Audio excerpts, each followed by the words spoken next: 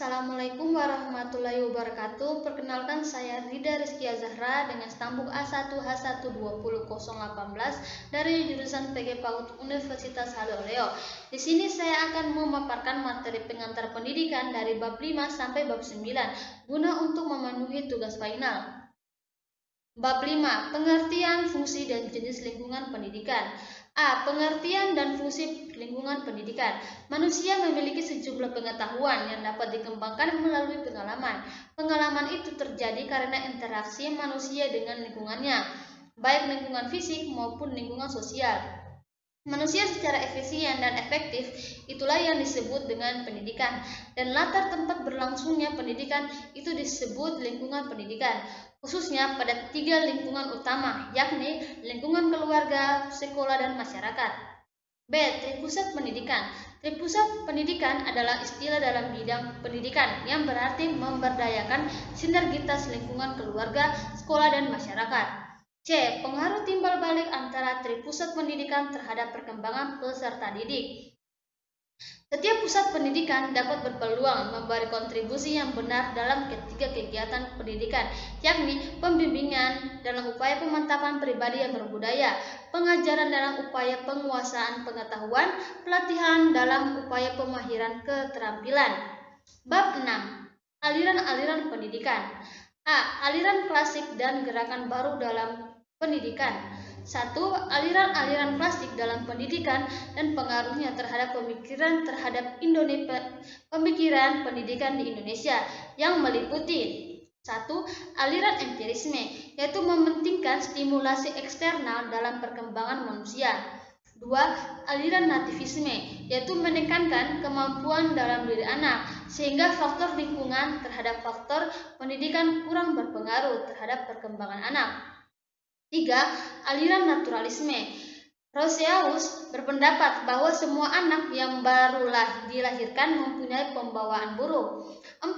Aliran konvergensi. William Strauss berpendapat bahwa seorang anak dilahirkan di dunia sudah disertai pembawaan baik maupun pembawaan buruk. Pengaruh aliran klasik terhadap pemikiran dan praktek pendidikan di Indonesia. Aliran-aliran pendidikan klasik musik mulai dikenal di Indonesia melalui upaya-upaya pendidikan. Penerimaan dilakukan melalui pendekatan efektif fungsional.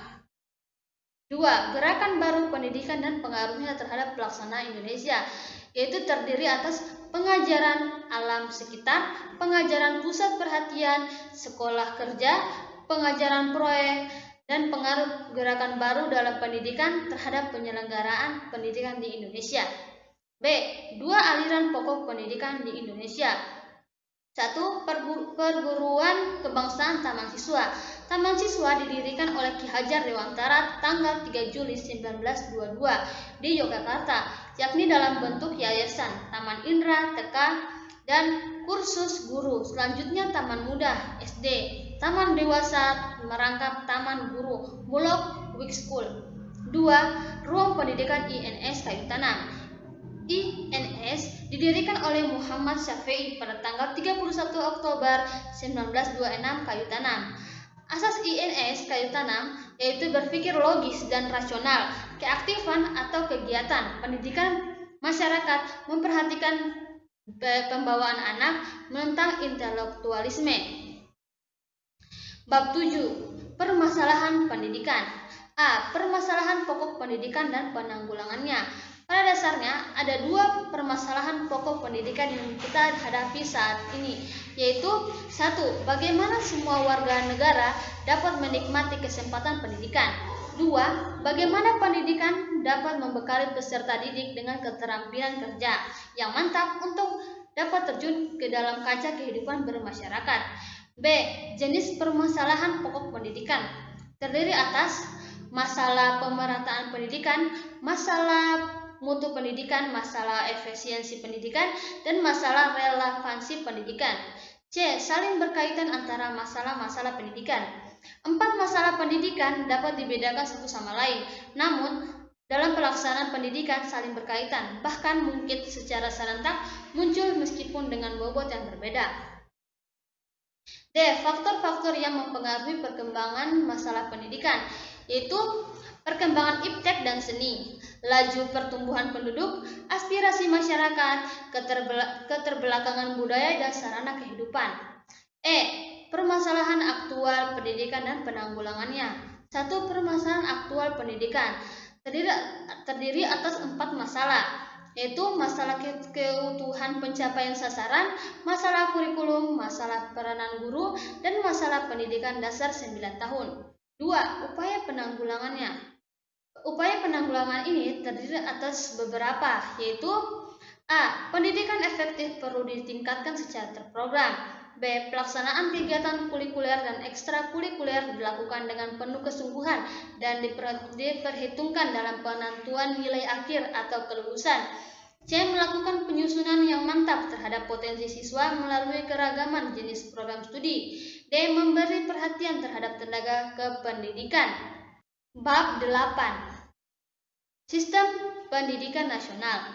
A. Kelembagaan, program, dan pengelolaan pendidikan. 1. Kelembagaan pendidikan. A. Jalur pendidikan.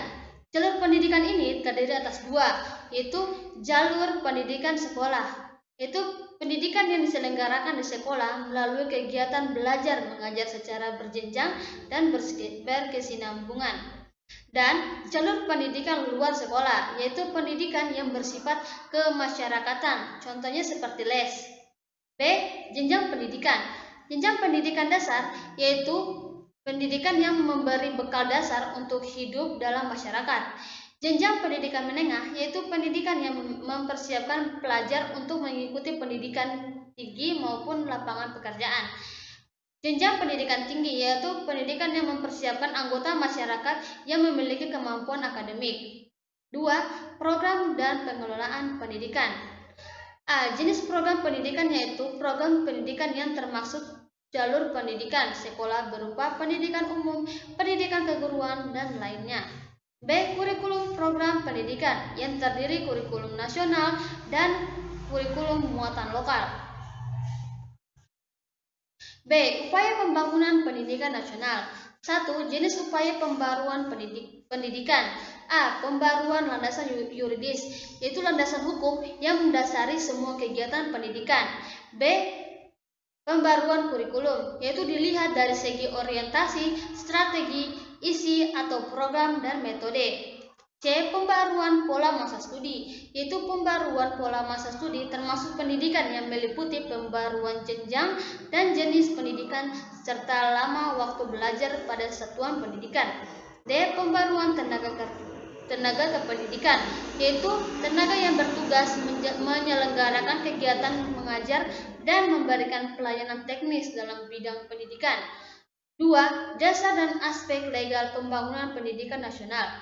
Ketentuan-ketentuan yuridis yang menjadi dasar acuan serta mengatur penyelenggaraan sistem pendidikan nasional. Bab 9. Pendidikan dan pembangunan. A. Esensi pendidikan dan pembangunan serta titik temunya. Status pendidikan dan pembangunan masing-masing dalam esensi pembangunan serta antara keduanya, yaitu 1. Pendidikan merupakan usaha ke dalam diri manusia, sedangkan pembangunan merupakan usaha keluar dalam diri manusia.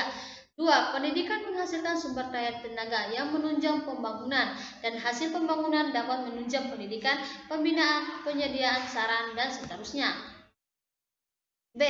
Sumbangan pendidikan pada pembangunan, yaitu terdiri atas beberapa segi. 1. Segi sasaran. Pendidikan adalah usaha sadar yang ditunjukkan kepada peserta didik agar menjadi manusia yang berkepribadian kuat dan utuh serta bermoral tinggi. 2. Segi lingkungan. Klasifikasi ini ditunjukkan peran pendidikan dalam berbagai lingkungan atau sistem. 3. Segi jenjang pendidikan. Jenjang pendidikan meliputi pendidikan dasar, basic education, pendidikan lanjutan, menengah, dan pendidikan tinggi. 4. Segi pembidangan kerja atau sektor kehidupan, yaitu pembidangan kerja menurut sektor kehidupan meliputi bidang ekonomi, hukum, sosial, politik, keuangan, perhubungan, komunikasi, pertanian, pertambangan, pertahanan, dan lain-lain. C. Pembangunan sistem pendidikan nasional, yaitu terdiri atas 2. 1. Mengapa sistem pendidikan harus dibangun? Sistem pendidikan perlu dibangun agar dapat memenuhi kebutuhan manusia, Manusia cenderung berupaya untuk mendekatkan dirinya pada kesempurnaan. Untuk itu perlu dilakukan perbaikan-perbaikan termasuk sistem pendidikan. 2. Wujud pembangunan sistem pendidikan. Secara makro, sistem pendidikan meliputi banyak aspek yang satu sama lain saling terkait, yaitu aspek filosofis, keilmuan, yuridis, struktur, dan kurikulum. Itulah pemaparan materi yang bisa saya sampaikan. Lebih dan kurangnya mohon dimaafkan. Wabillahi taufiq wal hidayah. Wassalamualaikum warahmatullahi wabarakatuh.